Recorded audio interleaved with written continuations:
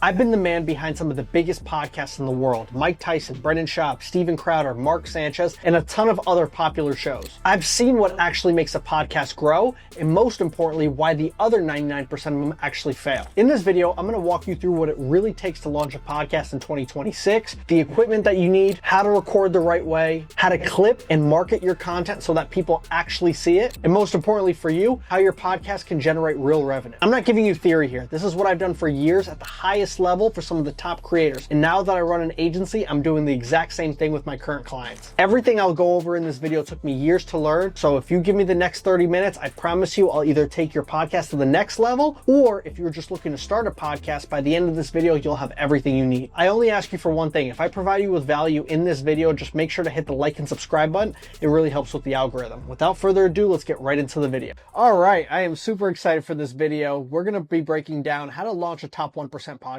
And believe it or not, it's actually easier to achieve than one might think, because there's so many people that start it. They don't have the proper tools in place. They don't know how to market it. They don't know how to structure an episode. They don't have the right equipment, etc. And that's why they fail. But after you watching this video, I basically broke down everything that I know as far as running a podcast and how to make one work successfully in 2026.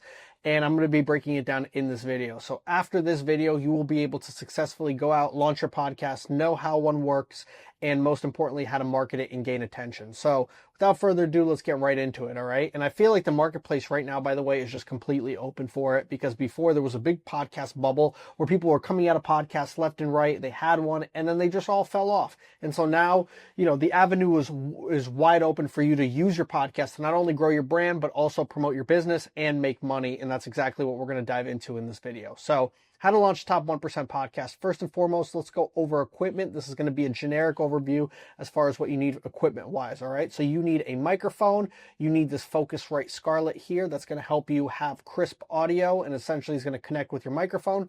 You're going to need a camera, a high quality camera. And all of this is going to be linked in the description, by the way. You're going to need headphones. You're going to need big box lights. I don't know if you see it, but I have 2 lights right beside me right now. I don't need it because it's light out right now, but when it's dark out and when I'm filming at night, these big box lights really help. You're going to need a tripod, this arm thing to help with your microphone, and then this also cable here if you have a Mac laptop, because you're going to connect your microphone to the Focusrite Scarlett, and then ultimately you're going to hook it up to your laptop. So how to actually record, all right? So the number one way to record a podcast is going to be through Riverside FM. I'm not even going to give you an option 2, 3, 4. The best way to record a podcast leading up to 2026 is going to be with Riverside FM.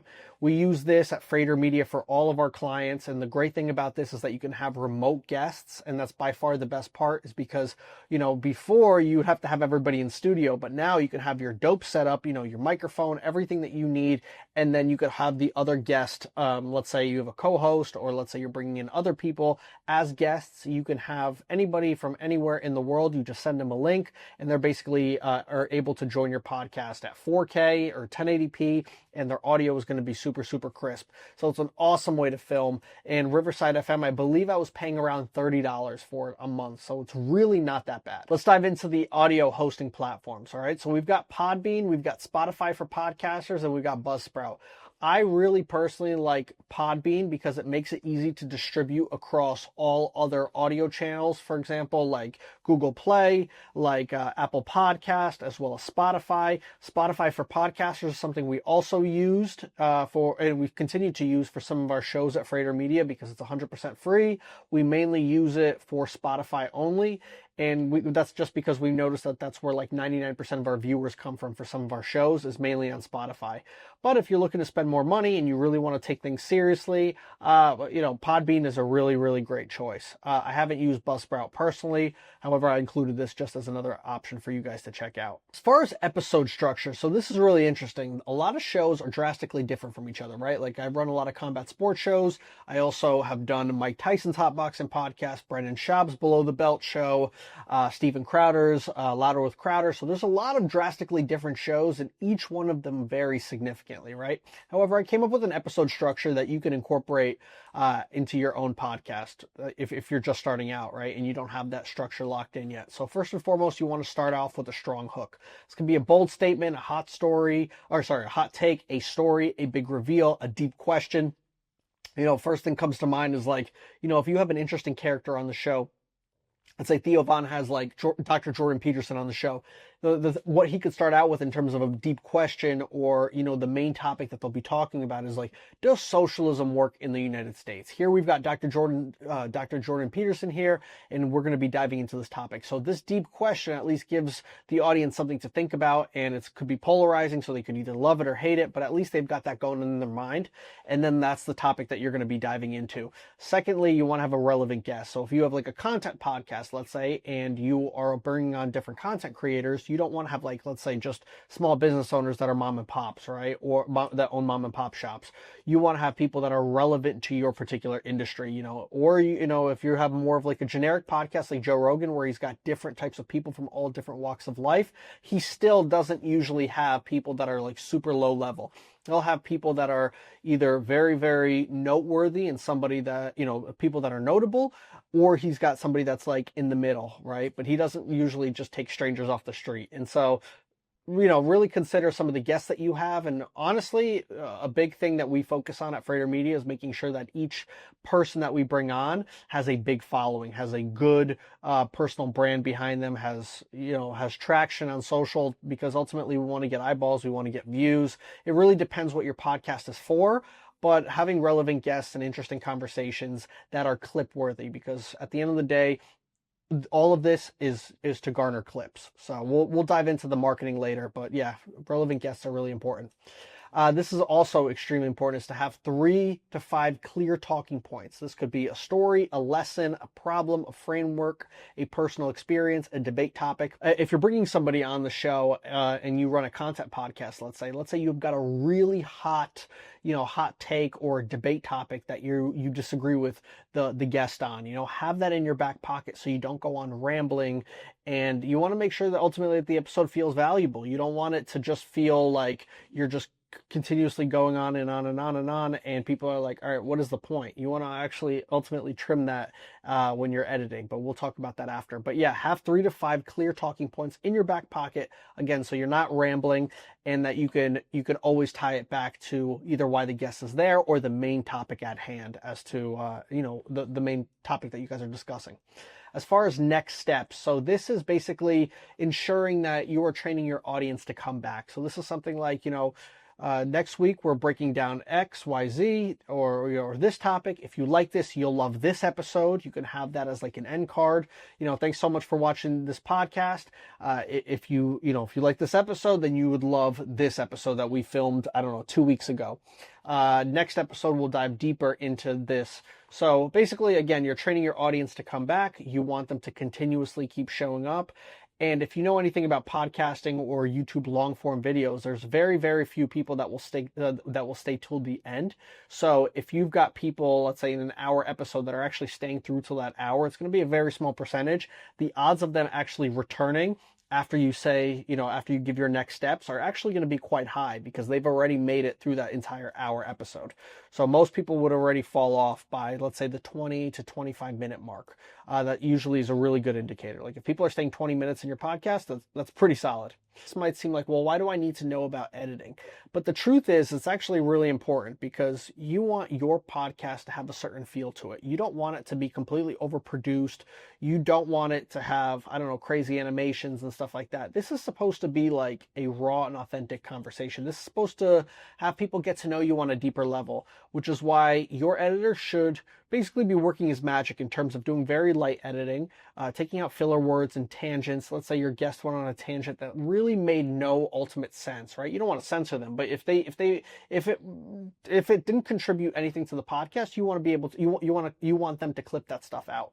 And then also how to actually find these editors, right? Usually they'll cost you around $100 to $300 starting out on a podcast.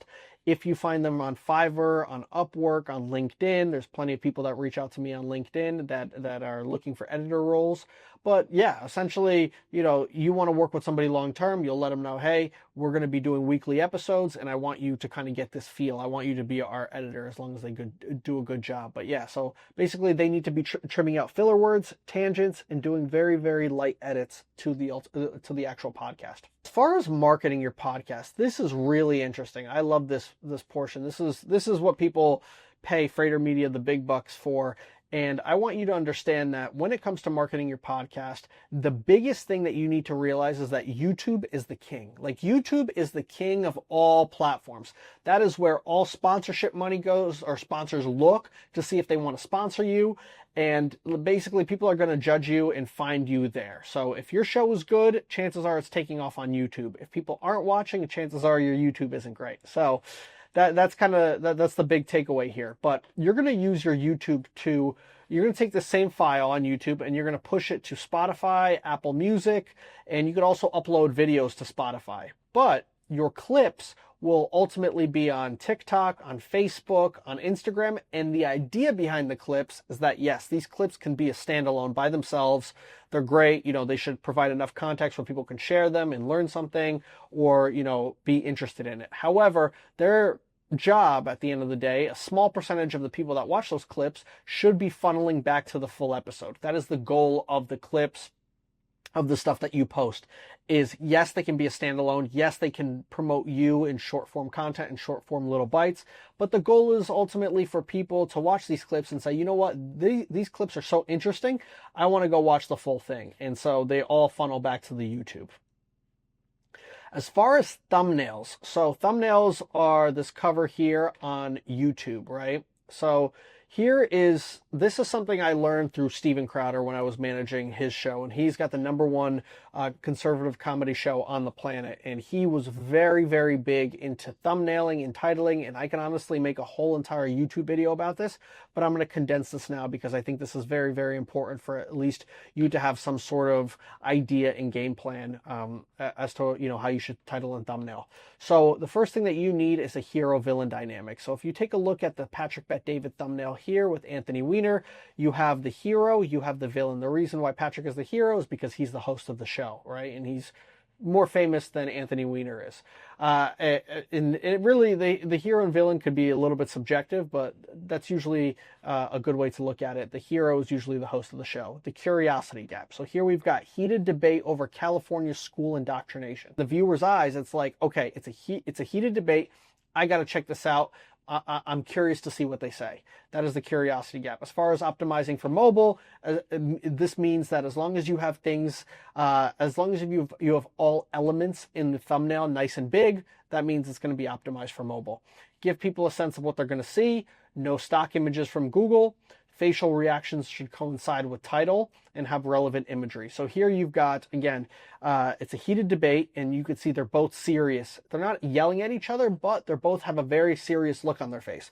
If this was a heated debate over California school indoctrination and they're both smiling, it doesn't make you want to click. Like, it's like, all right, well, this is weird. Like, why am I, what is this? What are we doing here? As far as incorporating a third element, so this is either text or an image. So here they're talking again about California school indoctrination. So we had the face of California. This is going to be Gavin Newsom, right? So this is something that you can see they're having a heated debate about the third element. That is the way that you want to think about it. It's like, okay, got it. I need a hero-villain dynamic, I need a curiosity gap, and I need to include either text or I need to include an image as to what is actually being talked about. And then A/B test often. So now YouTube allows you to ABC test, not only with thumbnails, but a lot of people, including myself, have the feature now where we can ABC test thumbnails and titles. The way that YouTube does it is that they push all of those thumbnails in front of people, and basically they judge it based off the click-through rate. So how many people clicked on A thumbnail versus B thumbnail and C thumbnail. And after a few days, basically whichever one had the most amount of clicks, they're going to be basically pushing that one out. The reason why this thumbnail sucks, by the way, and this is a thumbnail that I did early on in my career, is because it's just a statement. It says Anthony Durrell does so much for his community. That's boring. Nobody wants to click on it. This one is way more interesting because there's conflict and it's a controversial topic. Let's dive into some other thumbnails that are good, well done, and also poorly done. So this one says the eyes never lie. This is another one I did in the beginning of my career. As you can see, a big no-no here is the eyes never lie. It's the same text in the title as is in the thumbnail. That is something that you never want to do. I have no idea what this video is, even looking back at it. Well, I have an idea. It's basically Teofimo saying that when he looks boxers in the eyes, has fighters in the eyes, he could see basically, how confident they are and if how ferocious they ultimately are. And that's, the eyes never lie. But for somebody else looking at this is not enough context to make them click. This is a thumbnail we did recently from Freighter Media for one of our podcasts that we manage. It's called Mike Perry's podcast, Overdogs USA. It says, humbled. Sean O'Malley opens up on drastic life changes after Merab loss. So here we've got the host, we've got Sean O'Malley here, who's also a very, very big name outside of the fight space even, and then we've got Merab with the UFC championship belt. So this is a really good thumbnail. It's got a big curiosity gap there. It's like, all right, well, what's the drastic life changes? This is one of my favorite thumbnails ever I've seen, because it says 3 books that made me a millionaire at 18. And the beautiful part about this is that you've got 2 books here, but you don't have the third one. And so the 3 books is like, okay, well, I want to click on this to find out what that third book is. All right, so I see him holding up 2 books. Got it. The curiosity gap there is, okay, I need to find out that third book. Joe Rogan. Listen, Joe Rogan does not need my advice as far as, how to be successful on social media or just, to grow his podcast. But what I will say is that any social media person, anybody, any agency owner out there, anybody that runs content will tell you that his thumbnails are extremely weak. The only reason that it works is because it's Joe Rogan. I'd be curious to see how much higher those views would actually be if he actually had like produced thumbnails. I wonder. I don't exactly know, but it's really interesting. I'm actually amazed, the fact that he kind of gets away with this, but he's got the biggest show on the planet for a reason. And again, he doesn't need my advice, but if you're just starting out a podcast, you absolutely need to have nicely produced thumbnails. You don't just want to have Joe Rogan style thumbnails.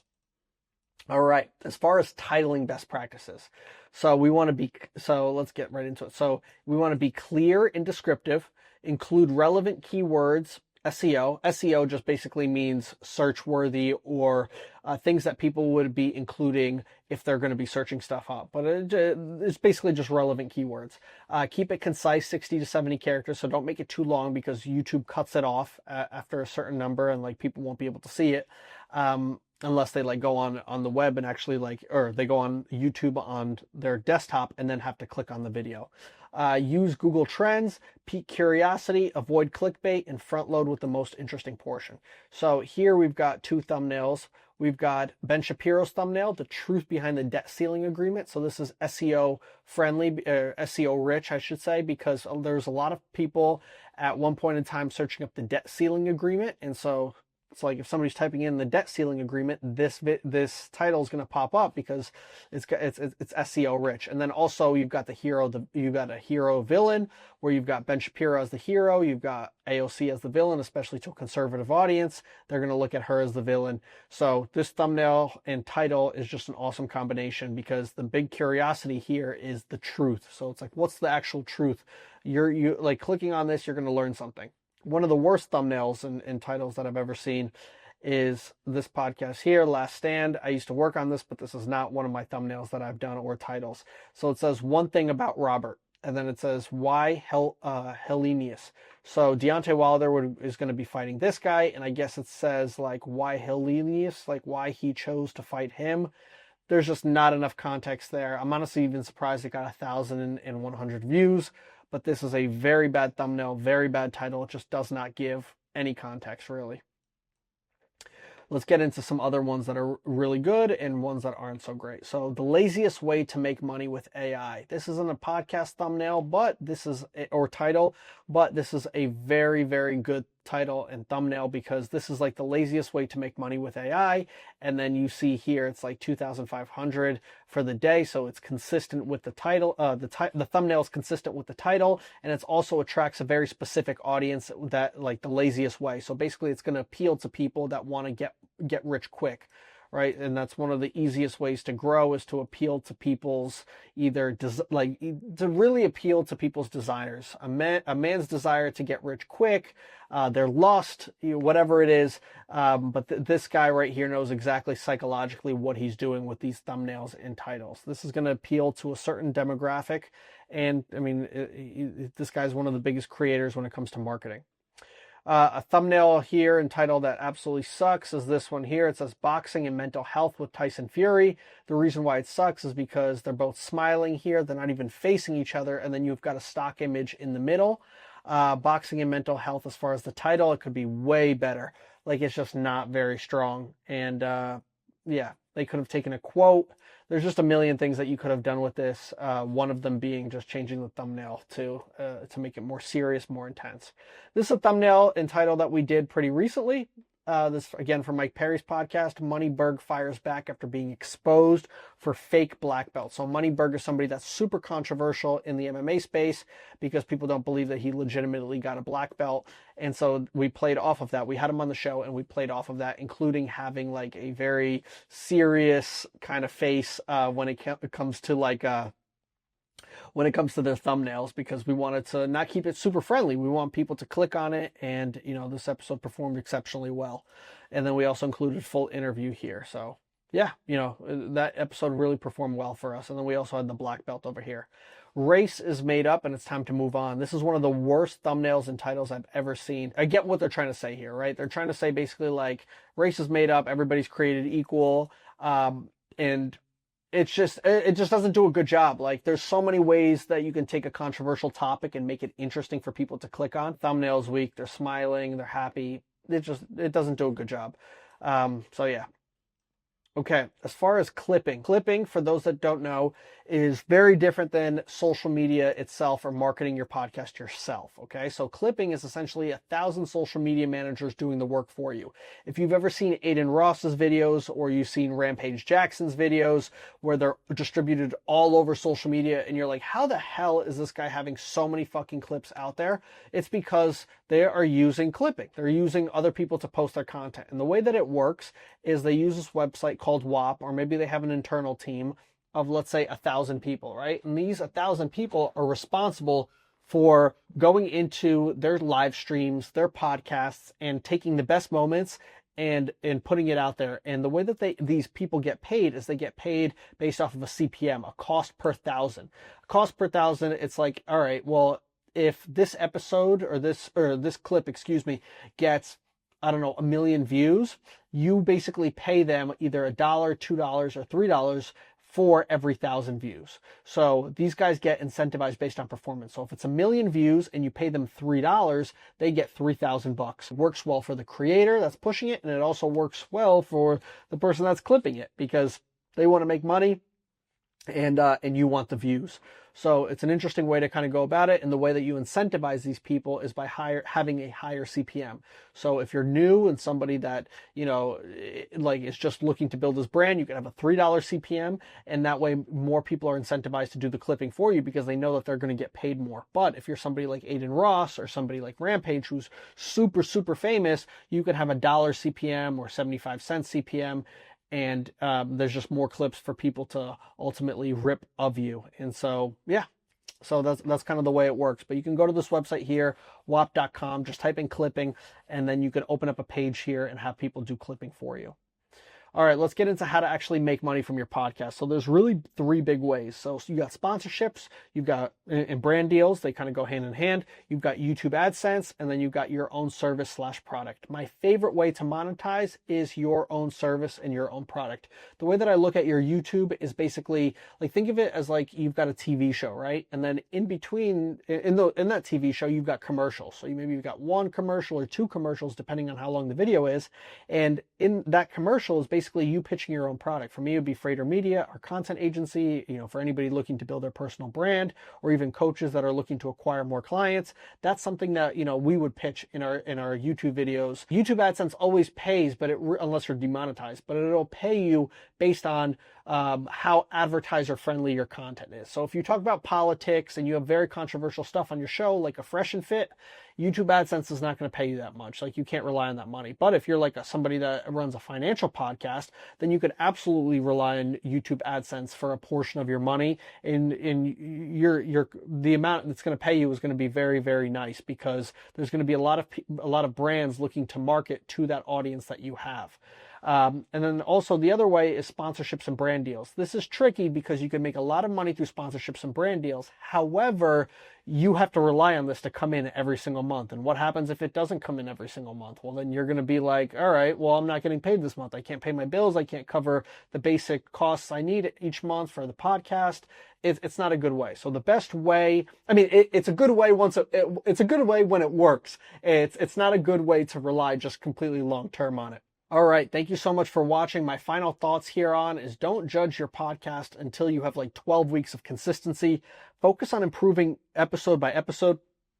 It's going to take a little bit of time to actually get used to being on camera and speaking and having guests on and booking. There's a lot that goes into running a podcast, but just know that if you stay consistent, the odds of you becoming in that top 1%, top 10% are actually really high because a lot of creators quit because they find this just to be too difficult. So if you're somebody that has the discipline and you stay till even the end of this video and you have the dedication, the drive to actually, start a good and successful podcast, I mean, the world is your oyster. You can make a ton of money from the podcast itself, take those eyeballs and promote the companies that you run or, the product or service that you ultimately have.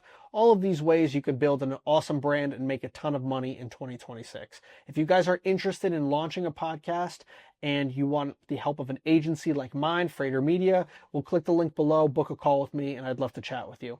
Other than that, I'll catch you guys in the next video.